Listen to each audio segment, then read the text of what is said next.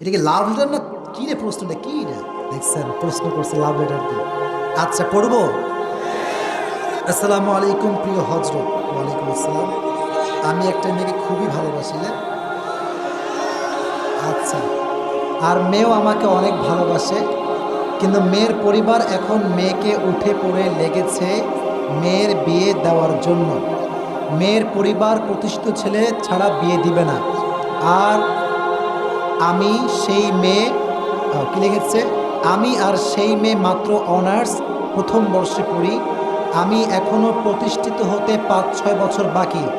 আমার পরিবার এখন আমার বিয়েতে সম্মতি দিবে না, কিন্তু আমি ওই মেয়েকে খুব ভালোবাসি, হারাতে চাই না।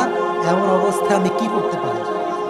মানে আমি দেখেন, আমি কিন্তু কে দিয়েছে তাও জানি না, তার নামও জানি না। এই যে 1 ঘন্টা 15 মিনিট কথা বললাম, আচ্ছা ইমানদারি বলেন তো, তাফসিরের বাইরে আউটসাইডের কথা কি বেশি একটা বলছি নাকি আমি আজকে? আপনি দেখবেন এটা যদি আমি উত্তর দেই, এটা ভাইরাল হয়ে যাবে। মানে আমি যে তাফসির করি 1.5 ঘন্টা 1 ঘন্টা, এইটা ভাইরাল করতে চায় না কেউ। যখন ওই যুবকদেরকে হালকা একটু বাঁশ দিই, এটাই ভাইরাল হয়ে যায়। ছি ছি, আল্লাহ হেদায়াত দান করুন। আমি উত্তর দেওয়ার ট্রাই করছি মাশাআল্লাহ। কেউ উঠবেন না, কেউ ডান বাম করবেন না। যে যুবকের এই কষ্ট, আমি তার আব্বা আম্মার হেদায়াতের জন্য দোয়া করি। সকলেই পড়া আমিন। এই প্রতিষ্ঠিত হতে হতে যুবকের অর্ধেক যৌবন শেষ হয়েছে। কি একটা মুশকিল ভাই। আর মেয়েদের বাপও কম দোষী না। আজকালকার মেয়ের বাপরা সরকারি টাকলা ছাড়া বিয়ে দিতে চায় না। यार पैसा तुम्हारी है तो लड़की भी तुम्हारी है, अगर पैसा तुम्हारे पास नहीं है फिर तुम्हारी कुछ भी नहीं है। This is the trend of Bangladesh. অথচ আল্লাহর হাবিব বলেছেন যে কোনো মেয়েকে বিয়ে করতে হবে 4টা জিনিস দেখে, তবে তার ভেতরে ফাযফার বিদাতি দ্বীনি তারিবাত ইয়াদাক, become successful by selecting the one who has religion, character and conduct। যার চরিত্র আছে, যার দিনদারিত্ব ভালো আছে, টাকা না থাকলেও সে আমার বউ হওয়ার যোগ্যতা রাখে। আর আজকালকার যুবকরা এটাকে বেশি প্রায়োরিটি দেয় না। আজকালকার যুবকরা খোঁজে কোথায় আটা সুন্দরী খুঁজে পাওয়া যায়। এটা হচ্ছে যুবকদের ক্যারেক্টার। আর নারীদের ক্যারেক্টারটা হচ্ছে, এরা বেশিরভাগ আছে এরকম, এরা দাড়িওয়ালা পছন্দ করতে চায় না, 5 ওয়াক্ত নামাজি পছন্দ করতে চায় না, সুন্দর তাকওয়াবান যুবককে পছন্দ করতে চায় না, সব গাঁজাখোরকে পছন্দ করতে চায়। এরকম মেয়েও বাংলাদেশে আজকাল আছে। তো এখানে যুবকের কষ্ট হচ্ছে, যুবকও রাজি, কিন্তু পরিবারের সমস্যা, তাই না?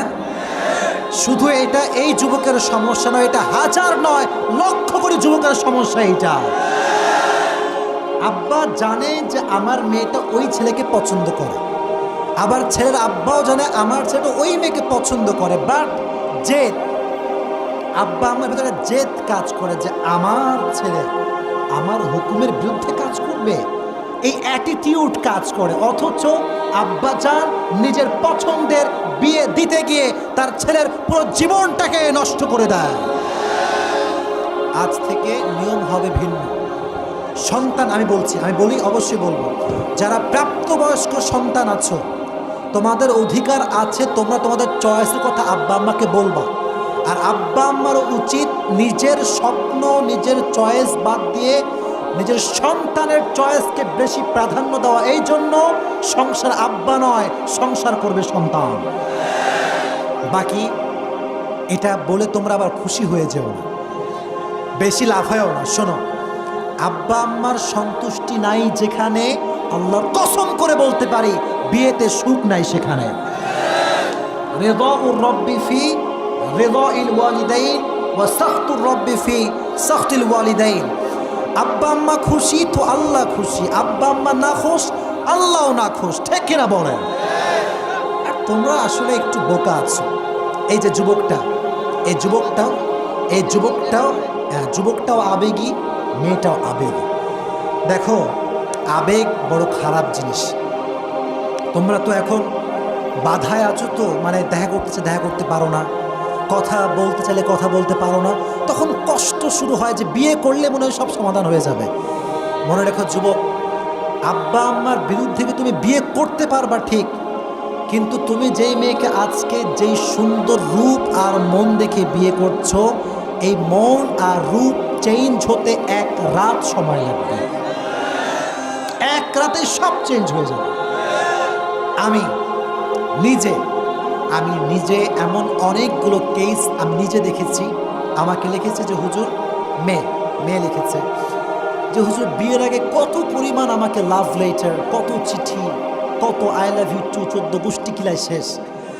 মানে এত আই লাভ ইউ যে কেউ বলতে পারে হুজুর, আমি ভাবতেই পারতাম না। কিন্তু ঠিক সেই মানুষটাকে যখন আমি বিয়ে করলাম বিশ্বাস করে, আব্বা আম্মার মতের বিরুদ্ধে গিয়ে, বাবার বিরুদ্ধে গিয়ে, বোনের বিরুদ্ধে গিয়ে, আজ সেই যুবকটার চেহারা চরিত্রহীন যুবকের চাইতে খারাপ হয়ে গিয়েছে। এটা হচ্ছে আবেগের খেলা। আবেগ ঠিক না। যারা এই প্রশ্ন দিয়েছ তোমাদেরকে আমি বলবো, ডোন্ট বি ফ্রাস্ট্রেটেড, হতাশ হবা না। আব্বা আম্মাকে কনভিন্স করার ট্রাই করো।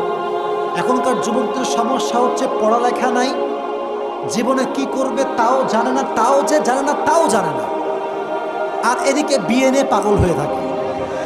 কারণ আব্বার দোষটা কোথায়? আব্বা তো চায় আমার সন্তানটা ভালো কিছু করুক, আমার সন্তানের পারিবারিক জীবনটা সুখী হোক। এটা প্রত্যেকটা বাবা জান চায় কি চায় না। অতএব তোমরাও জিদ করবা না।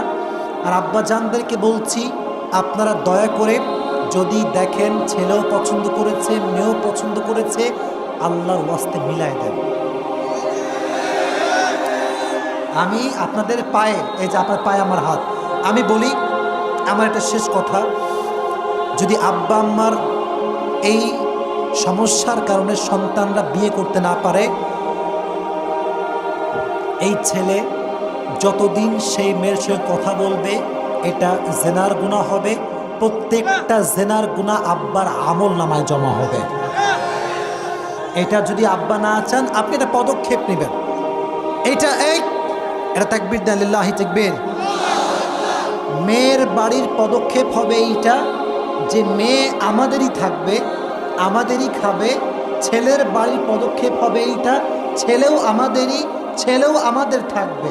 বাট আচ্ছা ভাই, আচ্ছা বাসায় যদি একজন নারী আসে, তোমার কি বাসায় এতই অভাব যে একজন মেয়ে খাওয়াতে পারবে না? কথা ঠিক কিনা বলেন না কেন? ছি, আপনি দেখবেন প্রত্যেকটা বেলায় 1 থেকে 1.5 প্লেট ভাত আমাদের বাসায় বেঁচে যায়। ওই সময় টেনশন করে না, একজন মেয়ে আসবে কি খাওয়াবে এই নিয়ে টেনশন শুরু হয়ে যায়। তো মেয়ে পক্ষ মেয়েকে খেয়াল রাখবে, ছেলে পক্ষ ছেলেকে খেয়াল রাখবে, উভয় সম্পর্ক থাকবে হালাল। ছেলে যখন প্রতিষ্ঠিত হবে, ভালো চাকরি পাবে, ভালো সুন্দর জব করবে, তখন মেয়েকে সে গর্বের সঙ্গে তার বাসায় তুলে নিয়ে আসবে। ঠিক না বলেন?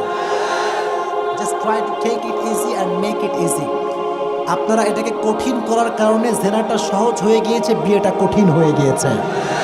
আল্লাহ এটা বোঝার তৌফিক দান করুক। সকলে পড়া আমিন।